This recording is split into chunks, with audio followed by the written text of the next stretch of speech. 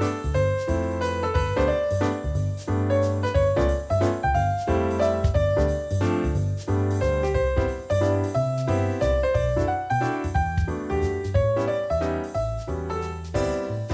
everybody, it's Ryan Metzler here again, and today we're going to take a look at an abstract game. We're going to take a look at Dragon Castle.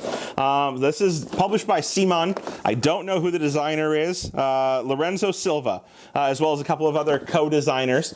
And so we're going to take a look at this game about combining some Mahjong style mechanisms with a little bit of player board management and some strategic placement of tiles as you take them.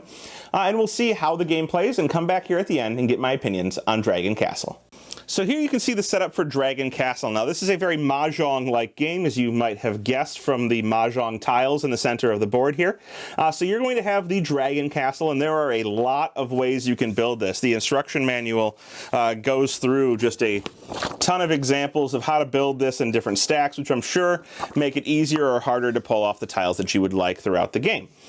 So you're going to have this castle. We've just built the standard castle configuration for 2 players, but there are other castle configurations that you can use even in the game with pre-built. And then we've set up the Summon the Dragon tiles here for a 2-player game. We'll talk more about those later. We've also chosen a special legendary creature and a dragon that are going to provide us with a special ability in the game. This special ability says that at some point during the game I can flip down a face-up tile and then move a shrine from any one location on my board to any other valid location on the board. We also have a dragon at the end of the game that's going to reward us for different adjacent groups of upside down or flipped over / consolidated tiles. So this is an endgame scoring condition. Now, on a player's turn, they have one of a couple different options of turns to take, or actions they can take. And those actions can be something like, take 2 identical tiles from the board. The first tile must come from the top level. So here that would be these 12 tiles. The other tile must be a free tile available anywhere else on the board. And a free tile is any tile that has 1 long edge or more available or not blocked by another tile. So for example, any of these 3 or any of these 3 tiles are free, whereas these ones in the middle that only have short edges available to the outside are not free. So just as an example, I could take this tile, which is free, and then any other free tile from any other floor, and I could put them over to the side for now.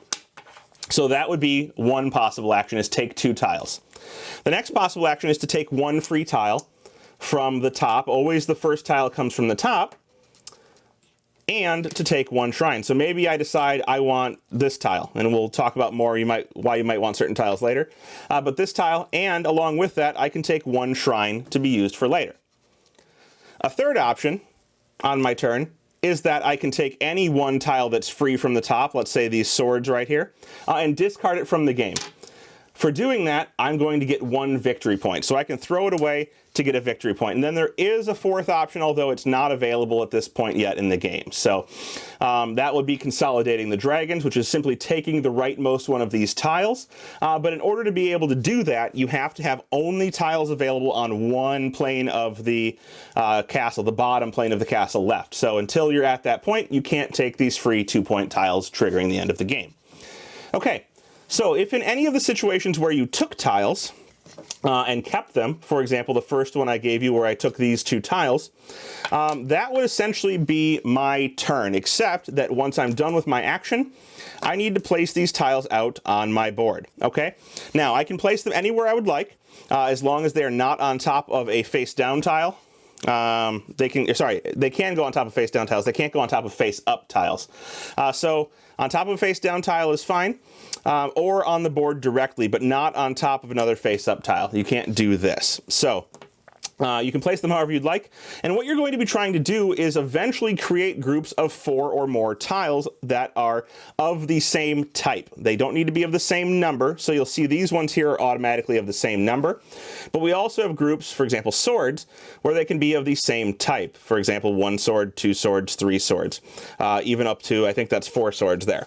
So you want to create adjacent groups of the same type at some point in the game, where if 4 are adjacent, they automatically consolidate or flip over and become 2 points, 5 become 3, 6 become 5, 7 become 6, and so forth and so on. Now you'll see in order to make a group larger than 4, I'm not going to want to place them adjacently or immediately adjacent right away and put 2 more right next to that because they'll automatically flip. So I may want to separate them a little bit and then build them together with a cleverly placed piece to create a large group and score more points, flipping them over when that happens.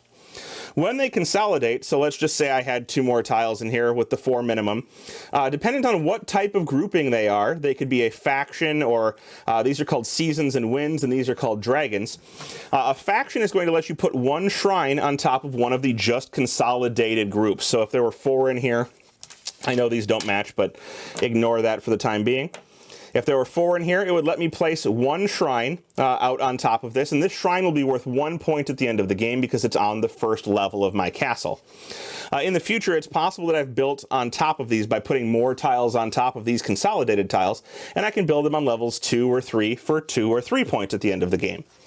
The winds and the seasons are going to let me build 2 of these if I have them once they're consolidated. And the dragon will also let me build 2 if I consolidate a group of dragons, but it's going to give me a victory point along with it for doing so. So, on your turn, you're going to take your tiles. If you keep any of those tiles, you'll place them out onto the board. If you trigger a consolidation, you will consolidate and place any shrines that you're eligible to place, should you have them. And then it will go on to the next player's turn, who will do the same thing over and over, either taking tiles or throwing tiles away to earn victory points. At some point, the top layers of this will be cleared and only tiles will be available in the bottom layers. At that point, instead of taking a turn where they take tiles off of the board, a player can draw one of the summon dragon tiles. When the second, or in this case, it could be the second, could be the third or fourth, depending on the number of players, but when the exclamation point is revealed, that will trigger the end of the game. And you're going to go around the table, no matter how many players, until you have an equal number of turns, stopping just before the first player, and then you're going to count up all of your points. And those points will be for the different shrines you built throughout the game based on their level, the victory points you earned throughout the game for doing various things such as throwing tiles away, any of these summon the dragon tiles you have, and then of course the bonus victory points for adjacent but not connected groups of consolidated tiles, and whoever has the most points will be the winner. Now there are of course different abilities in here, so to vary it up a little bit, you know, certain groupings of tiles where it may be worth more points, or placing tiles in certain ways may be better, or you may have abilities where you can't take particularly available tiles, or things may change based on these different abilities, and then the end game scoring could also vary based on what dragon is pulled. So certain tiles, again, may be worth more points, or having shrines in various groupings may be worth more points. There's various different ways that the game can change based on these variable setups, but overall, there you have it. That's Dragon Castle. And there you have it. That is Dragon Castle from CMON. This is a fun little abstract. I wouldn't call it mind-blowing in any way, shape, or form, except for maybe the components. I'm always a fan of these thicker, chunkier, almost Bakelite-like tiles. I'm not sure if they are Bakelite, but very clunky feel, which is nice to me.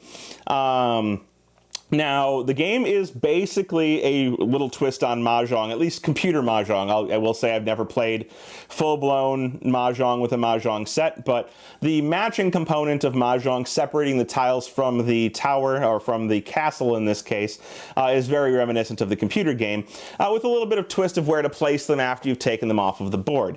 And that's more of a spatial element of how do I place these tiles in order to best match them up with a single placement later in the game. There is some strategy to making sure your opponent doesn't get certain tiles, or when to throw something away versus when to take a single tile and a shrine and make sure that you're managing the shrines so that you can get enough points at the end of the game by stacking those. But overall, the game is fine. It will be staying in my collection mostly because I collect abstract games. And it will definitely see some table time, but it's nothing that I'm going to say you need to go out and try immediately, you know, because it's so groundbreaking. So if you're interested in nicely tactile feeling games with decent amount of strategy, but overall just kind of a easy level of gameplay, check out Dragon Castle. You might enjoy it. Thanks so much for watching the Dice Tower videos. Find more great videos and reviews, as well as our top-rated audio podcast at Dicetower.com.